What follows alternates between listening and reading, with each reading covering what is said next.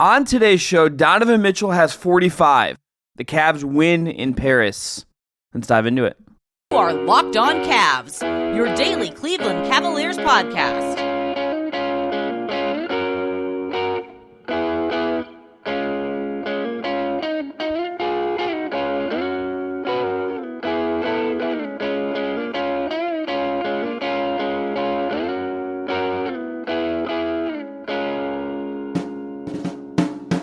The music you heard on the way in is from our friends at Astro Radio. Today's episode is brought to you by Jase Medical. Empower yourself when you purchase a Jase case, providing you with a personal supply of 5 antibiotics that treat 50 plus infections. Get yours today at jasemedical.com and use our code LOCKEDON for $20 off your order. That's jasemedical.com. I am Chris Manning. That is Evan Dammarell. The Cleveland Cavaliers, victors in Paris in the franchise's first game ever overseas. Mitchell has 45, 12, and 6. Jarrett Allen has a double-double. Caris LeVert has 21 off the bench, including some big buckets late. And the Cavs win 111-102, get to 9-3 without Garland and Mobley. We'll get to some Darius Garland news later. We'll get to some concern over Max Strus and his injury as well, as he leaves this game in the first quarter and does not return with what the team deemed knee soreness in his right knee. But Evan, what's your big takeaway from Cavs Nets? I mean, despite not having Darius Garland, Jarrett Allen, or eventually Max Strus, as we learned post-game, he's dealing with a regularly sore knee rather than just this being a sudden thing. You saw players step up, whether it was George Niang or LeVert, and even Sam Merrill, who started in the second half. Sure, he went 2 of 11, I believe, from three-point range, but he did hit some big three-pointers in that game, and they, at least Merrill, Niang, and LeVert certainly stepped up to kind of cover some of the hustle and push that Strus gives the Cavs on a nightly basis. And then, of course, Donovan Mitchell going nuclear helps quite a bit too. But this was a kind of a team effort in my eyes. If Mitchell obviously going off certainly kept them at arm's length away, but they needed as much support from everyone else as possible from everyone else, whether it was Niang or LeVert or Merrill or Allen. There's other guys who maybe weren't as big of a factor, like Dean Wade, but this is kind of a collective effort to win this game. And then the cherry on top is just, the Cavs' biggest star dominating and carrying them to victory. What about you? Yeah, I think it's about Mitchell. He is 45. He is, from the get-go, from the first very few moments of this game, the aggressor. He is the one attacking and attacking and attacking. It got a little... If you had issues with Cleveland's late game efficiency and how they work at times, I don't think this game was going to dissuade you that that's an issue. It got a little bit uncomfortable late at times, certainly, but Mitchell did more than enough. LeVert, I think, hit some of the biggest shots of this game, and you get a 9th win with all of these guys injured. That's enough right now. You get Max Strus for under 7 minutes in this game. Mitchell has 45. Allen has a ho-hum 12 and 12 and 4 assists. So not even in 4 blocks. Not the monster games we've seen from him, but still a very effective game. I mean, the only guy that really didn't feel like he did anything in contributing was Dean Wade, who took 1 shot in 27 minutes. Everyone else felt like they did something meaningful, and that's spearheaded by Mitchell, who, again, had 45. He was 15 of 30 from the field, 4-12 from 3, and I think most notably 11 of 13 from the line, had 12 boards as well. That's just the kind of win you look at here. You get up by 26. It gets closer late. It's uncomfortable. You're outscored by, in both quarters in the second half, including by 9 in the fourth quarter, but you still win by 9. You got out ahead early. You were awesome in the first half, and Mitchell was great. That's a recipe for a win in what is technically a home game. So I'll push back a little bit on the ho-hum thing with Jarrett Allen. I think for me, the box score doesn't really quantify how impactful he kind of was at times. I think I just mean he didn't have 36 like he's had. That's what I mean by home. It's not that he wasn't really good. It's that he didn't have 36 and 17 or whatever. Mm-hmm. But I especially noticed in the third quarter, in the start of the game, the Cavs came out with phenomenal energy. Especially There's the time zone differences. You hear like John Michael and AC talk about like the lack of sleep the entire time. Or Channing Frye said he's on 32 or 36 hours straight of no sleep at this point. Like the 7 hour or the 6 hour, time difference certainly does play a big part in this, I would say. I think just the fact that it's such a compressed trip because they're flying out first thing tomorrow, I'd assume, and getting back to Cleveland, whatever. But it's gonna be it's a bit of a grind. But I think that the Cavs came out with a lot of good energy. Like, sure, some of the guys kind of came out a little flat at times, but they found enough little bit of momentum points to kind of keep rolling. And there were moments when Mikal Bridges and the Nets pulled close and made things a little bit interesting, but the Cavs kind of felt a way to at least keep the Nets arm's length away this entire game, as you were refusing. But I think I was kind of impressed by that, just especially after there's no Mobley, there's no Garland. Max Strus barely plays and has 0 points on 0 of 2 shooting. And the Cavs kind of dug deep and found a way to win. I think LeVert, to me, is the encapsulation of that, because he plays the whole fourth quarter. He's the only guy to do so.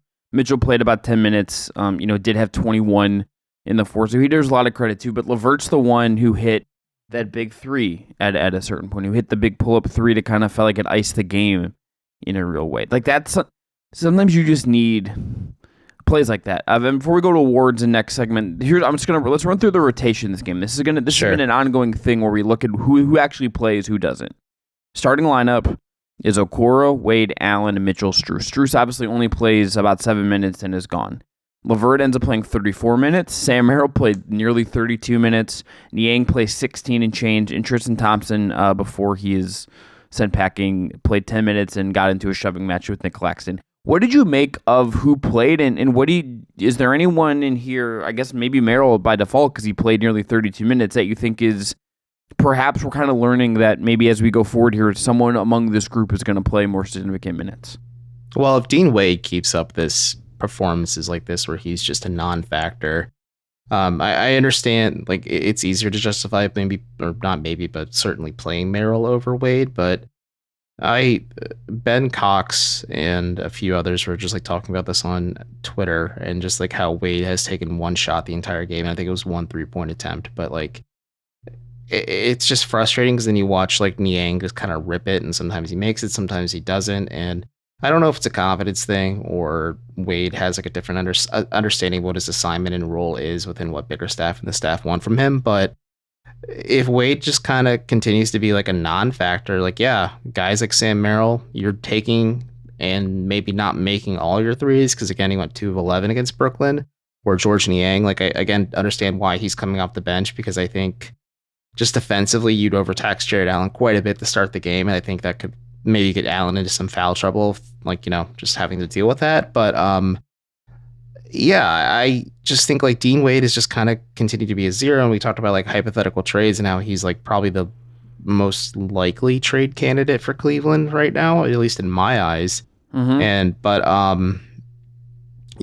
Merrill like kind of being thrusted in the starting lineup makes sense. I think he just provides you that gravity and spacing. And he said, he shared with us, and Bickerstaff has shared with the media as well, that they run just pretty much the same sets for Sam like they do for Max Strus, like in terms of just getting him open looks on the perimeter, or, he just has such a quick release that like it's easy for them to kind of get him looks and he'll just rip it right away. And the Cavs just need more of that, I think. Just even when this team is fully healthy, like it would never be a bad thing for them to have more players that are just not gun shy on the perimeter.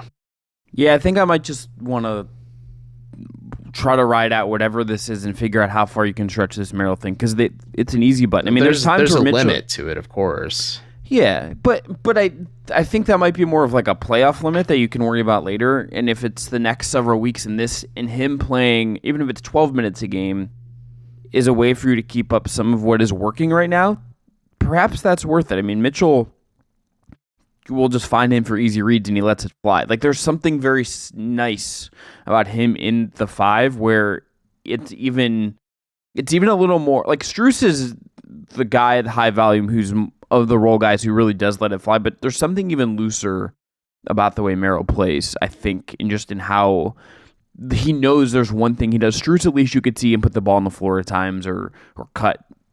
Merrill does one thing and one thing only, to quote Will Ferrell and whatever else. All right, coming up after this, Threes, baby. That's what you want them to do. And Only OT. threes and going to the Kith store in Paris, which was like among the funnier photos that I saw. Just like seeing all the Cavs do all the stuff. Max Strus in an apron, Darius Garland doing a sneaker launch with Freddie Gibbs, or some kind of New Balance event with Freddie Gibbs, and there's Sam Merrill at the Kith store. Also enjoyed Jared Allen getting the Cavs did that Instagram post of like Fashion Week kind of riff, and Jared Allen's just like in clothes that I'm sure he bought on Amazon, knowing Jared Allen, and everyone else is dressed up like for style, and there's Jared Allen being peak Jared Allen, which rules. All right, after this, awards, MVP, we can probably guess who that's going to be. Stat of the night, play of the night. Today's episode is brought to you by our friends at Jase Medical. I know we come to sports to escape the crazy realities of real life, but can we just talk for a minute about preparing for real life? According to the FDA, there are pharmacies running out of antibiotics right now like amoxicillin right in the middle of the worst flu season in over a decade. This is scary. I can't imagine a more helpless feeling than if someone in my family, one of my cousin's kids, someone in the extended family got sick because a supply chain issue kept them from getting life-saving medication they needed. Thankfully, we'll be okay because of Jase Medical. The Jase case is a pack of 5 different antibiotics to treat a long list of bacterial illnesses, including UTIs, respiratory infections, sinusitis, skin infections, among others. This stuff could happen to any of us. I personally just got over a really bad sinus infection. And you can visit jasemedical.com right now and complete your physician encounter. This will be reviewed by a board-certified physician, and your medications will be dispensed by a licensed pharmacy at a fraction of the regular cost. It's never been more important to be prepared than today. Go to jasemedical.com and use our offer code LOCKEDON to get $20 off your order. Let's go to awards. Evan, who's your MVP? My MVP in this one is, I think the obvious choices are either Jared Allen or Donovan Mitchell, but I'm going to go with Allen. And my justification is, like you said, the counting stats maybe don't give you much optimism, but for me, like, he was obviously tasked the assignment of dealing with Nick Claxton and Jacques Vaughn in the Nets pretty intelligently. Like, it makes sense on paper. Started trying to force isolations, whether it was Mikal Bridges or Cam Johnson or just anyone that the Nets wanted to throw at Allen. And like, you saw Allen respond to it really well defensively. They had a couple good plays where like he defended Mikal Bridges almost the full 24 for a possession, and Bridges kind of heaved up a shot and it just didn't go anywhere, and it turned into a fast break bucket for Cleveland on the other end. Like, Allen is just, again, really impressed me with how well he stepped up and when the Cavs need him to. And I hope this fire keeps roaring when this team is healthy. But for now, like, his defense was the difference maker in this one, on top of just, stuffing the stat sheet this game. I'm going to go Mitchell. It's 45. It's the boards. It's the shot making. It's just the fact that he was the star guy in the star moment. I just go with him for a little bit of narrative sake, but he was, for the most part, really, really good in this game. Some moments where it got a little out of hand, but some just unbelievable stuff from him, and him coming up in the biggest moments more often than not. All right, let's go to... Yeah, certainly playing like a guy who seems okay with the situation in Cleveland right now. Yeah, and I think also, say what you want about Mitchell. Yeah, no. That guy plays in the big... Like, that guy loves the big moments. And you could tell from the moment he came out in this game that he was going to try to put on a show. And I texted Brendan Clean, who I do the Just Basketball show with, and I said, I think you should turn this game on if you're not already, because I think Mitchell's going to try to go for 50. He got pretty close. All right, stat of the night for me: turnover percentage for Cleveland 10.9. It was A, much lower than Brooklyn's, and B, just exemplifies how well they took care of the ball. Overall, this wasn't a game where Cleveland was super efficient offensively if you look at offensive rating, and things didn't always go perfect for them offensively. Credit to Brooklyn for, I think, some good defense at points in this game, but they didn't turn the ball over. They didn't give away points to Brooklyn that allowed them to, A, get a big lead first, and then hold the lead late. So I go to that turnover percentage, 10.9% for Cleveland. And Brooklyn, again, had a much higher one. It was bad turning the ball over. Evan, what's your stat? It's an interesting stat that you just shared. But for me, we know it's not perfect. He'll never be the same point guard Darius Garland is. But to kind of like really stress that this was a bit of more of a collective for other than Donovan Mitchell going off like he did in this game. He had 6 assists in this game, and they led to 18 points scored by the Cavs. Like, I think that's just impressive to me that he was kind of understanding just the reality of like what his and is and isn't his strengths are. And I think like if he drives to the basket and kicks it out to like the common recipients were George Niang and Karis LeVert on the perimeter for that. And you just see that you're like, okay, he at least can kind of give that Cavs a little bit of an extra edge, and they're still continuing to make it work with no Darius Garland, especially when Craig Porter Jr. doesn't get a second in this game against Brooklyn. So, Mitchell's playmaking was just really impressive. I know he had 7 turnovers to go with those 6 assists, so it's a negative assist to turnover ratio, but still good stuff from Mitchell out there, I think, playmaking wise. Yeah, 100%. If they're going to eschew playing a real backup point guard, you're going to see him and Karis LeVert as well. I think being asked to do some of this is the path they go down, even when Garland is back and playing, 30-plus minutes tonight. All right, play of the night. Mine is a Donovan Mitchell play. Donovan Mitchell has a bucket in this game where he beats Mikal Bridges with a little hezzy, sidesteps Nick Claxton, gets to the other side of the rim. It was explosive. It was poised. The footwork's on point. It's just one of those kind of buckets that Mitchell has in his bag that he doesn't always pull out, but he's so quick, he's so explosive, and I love when he gets to the rim and dices guys up like that. It's not quite as fun as some of the dunks you could get from him, but it really worked. And this play was also just set up by a very simple thing. Sam Merrill slides through the play, hands the ball to Mitchell, cuts through to pull Cam Thomas away, and it gives Mitchell this big lane to just drive in. So shout out to this play. Shout out to Donovan Mitchell. Evan, what's your play? Well, real quick, do you think the Cavs are utilizing Sam Merrill in a way, or maybe Sam Merrill's kind of aware like some of the ebb and flow he can impact on opposing defenses? And you saw a play like that where it peeled Cam Thomas out of the way for Mitchell to get that bucket. Like, I think that's a fun wrinkle. Do you think that could be something they continue to work on? Because we talked about like in the last segment, like Merrill takes a lot of threes, and you hope he makes a lot of threes. But if he's able to kind of get more of an on-court impact, like that's a bit more justifiable to giving him minutes, because I would assume he is on scouting reports because he has played so much over like the last 12 or so games for Cleveland. Yeah, I think this is now going to be in some version of what they do. And I think on top of that as well, I think you could see them do this with different guys. They do it with Strus.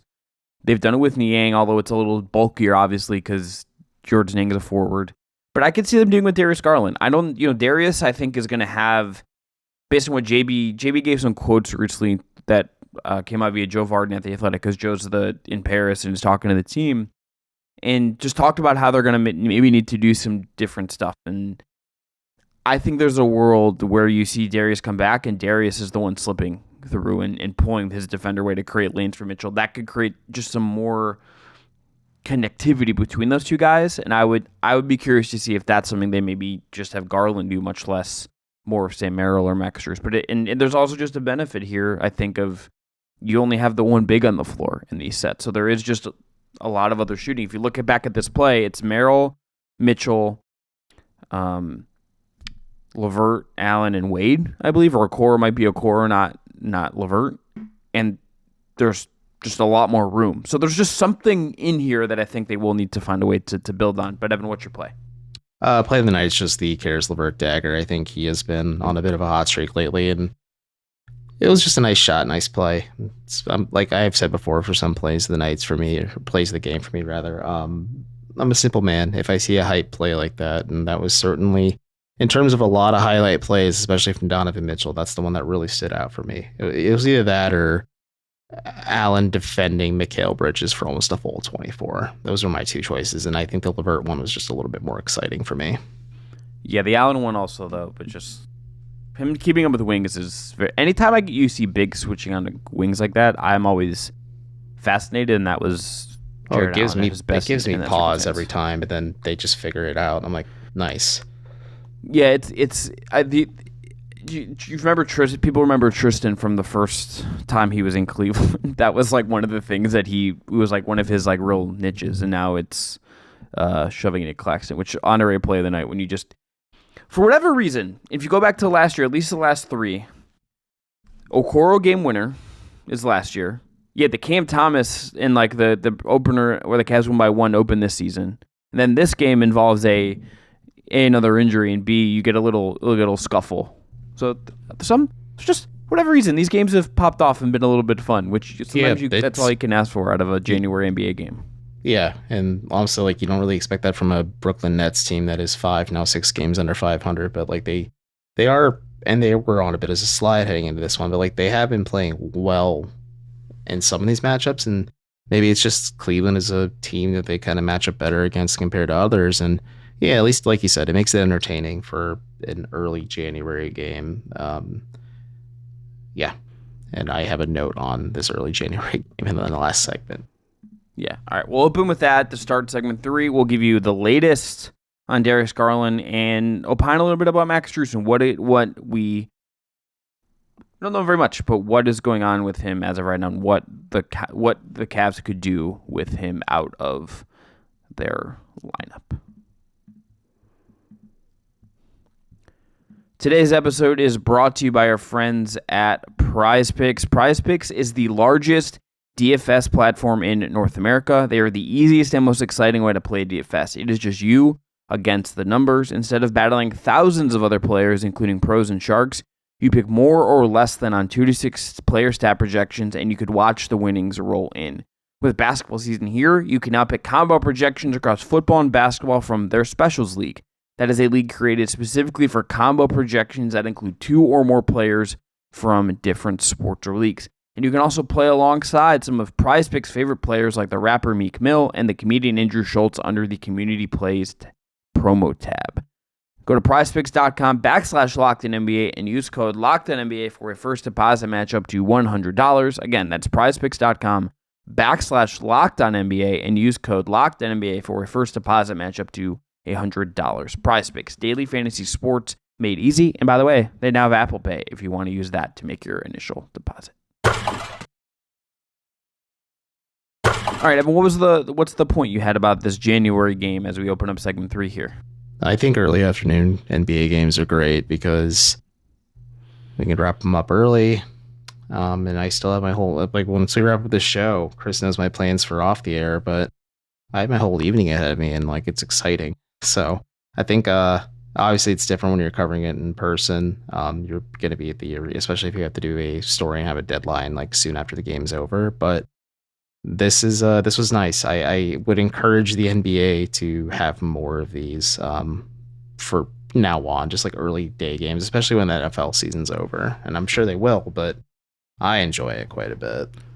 Yeah, I don't think they're practical for the weekday if you want to like sell tickets. I think that's kind of why they're not a thing. Yeah, but the weekend is even nice too because like if it's a Sunday 1 p.m. game, like you and I wrap up the show by 6:37 or so, I have a bit to unpack mentally and deal with the quote-unquote Sunday scaries before they really start to pop off versus like getting home at 10, finishing up at 11:30 midnight, and then just pretty much going to bed because my battery's on empty. Yeah, I'm all for it. I think obviously this game happens. I don't even know what time it was locally, but it was 8 p.m. Parisian time, so it was a normal time for that game, technically speaking. Yeah, but yeah, during the week, I always find like even funny now they do like some of the MLB games during the day because I'm like, it's like it's just tickets, get those. All right, and NFL obviously has a big impact on that for the NBA to do those on weekends and college football as well. All right, Max Strus, we'll start there. Go on. Doesn't play 7 minutes. Yeah. Leaves with knee soreness. Seems like he's been dealing with it. Maybe he sits a game or two.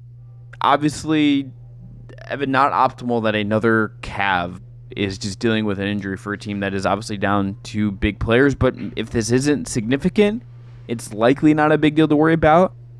Who would you have start? Let's just say he doesn't play Monday when they're back in action against Chicago. Who would you start in his place?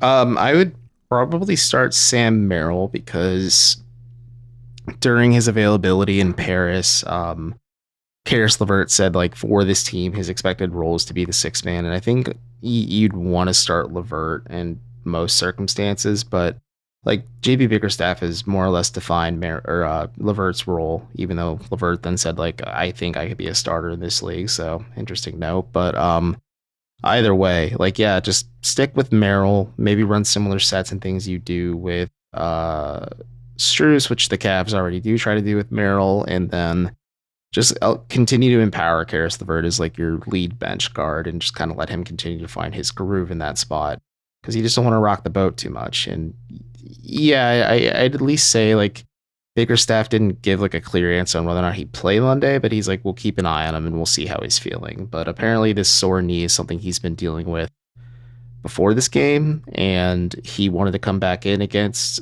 Brooklyn, and JB said he wanted to save Max from himself, so they shut him down for the game because it just wasn't necessary. Sit in Monday, play the long game. That's all you can do with him, I think. Who do you think they'd start? Merrill. I'll go Merrill. Yeah. I think especially just because you need the shooting, and that's kind of the guy you would play.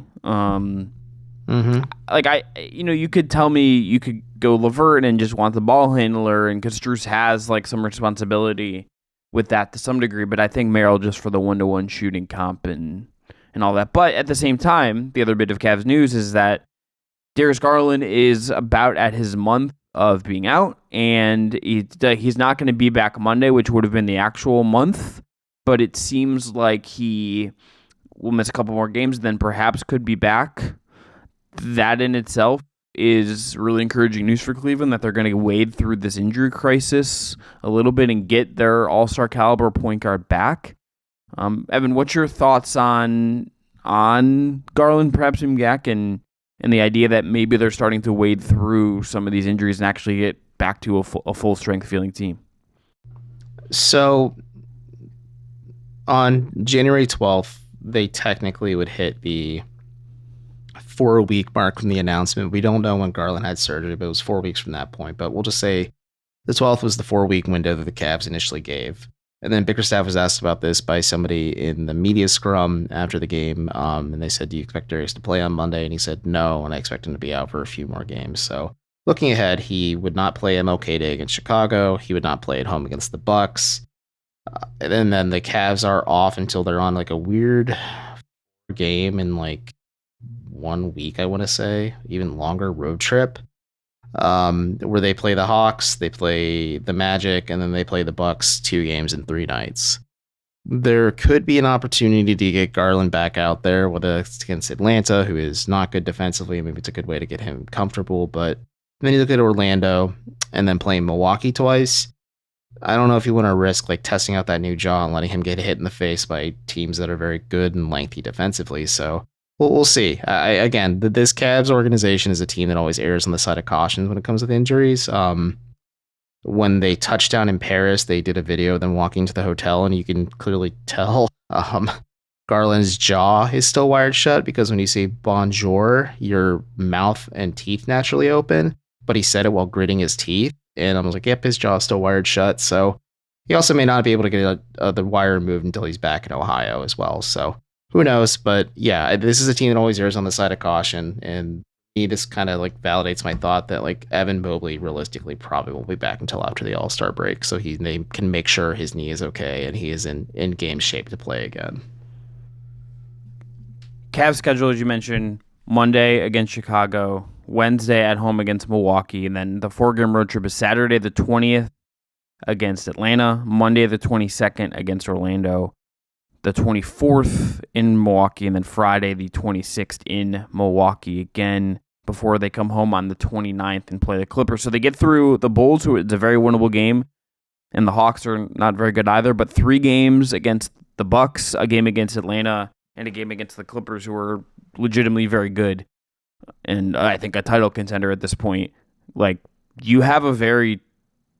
It's for whatever reason, Ty Lue's a magic whisperer perhaps, but really tough stretch coming up. Getting Garland back in this run, I think, would be something of a boost, and at the very least, it gives you a lot of time to, at least some games before the All-Star break in February, to integrate him and get a little bit of momentum perhaps going into the break. And there are some tough games after that stretch as well. You know, you do get the Pistons and the Grizzlies and the Spurs again and whatnot, but you got the Kings in there. The Nets always play the Cavs stuff, and the Cavs have them in Brooklyn. You got Philly in there. You got the Magic again right after the All-Star break too. So there's a lot of competitive basketball coming up for Cleveland, getting healthy. would be a big deal. And counting down the days to Darius Garland returning, and for his, I'm sure for him just getting the jaw out of your wire, that probably will pretty darn good. Or eating solid food for like the first time forever will probably feel amazing. Yeah, just being able to like not feel like you're, because JB said monster. His biggest concern was just like Darius is gonna drop weight because like his caloric intake is gonna go down dramatically because of this. So like, and already a smaller guard to begin with, who was a little beefier, like muscle wise heading into this season, like that could be part of the concern too, is like they need him to get his weight back up a little bit, and just to make sure like he safely doesn't aggravate anything else or have another injury because they rushed him back. Yeah, just get Darius Garland on the weight gainer, like 3 scoops of protein powder and some whole milk kind of protein shake energy. I think just it's cream, baby, straight cream, just straight full fat milk protein. Just throw some eggs in there. Yeah, just 3 scoops, like 1,000 calorie. Like if you go on Instagram, you can very easily find like guys who are bulking in the winter, and they're just like, here's my 1,000 calorie, 200 gram protein shake. Just get Darius like 3 of those a day. The Cavs have people that make smoothies after games. They can, because you see guys come into media sessions with. Make sure they load it with fiber too. So yeah, just get cover them up, get some fruit in there. Obviously, it's gonna be very painful, that combination. Yeah, but it's bulking season perhaps for Darius Garland as he's on a liquid diet. We're going to end there. That's going to be the Locked On Cavs for the week. We'll be back on Monday, getting you ready for the busy stretch ahead, getting you ready for Cavs Bulls. Have a great weekend, everyone. Enjoy the hoops, and we'll talk to you on the other side.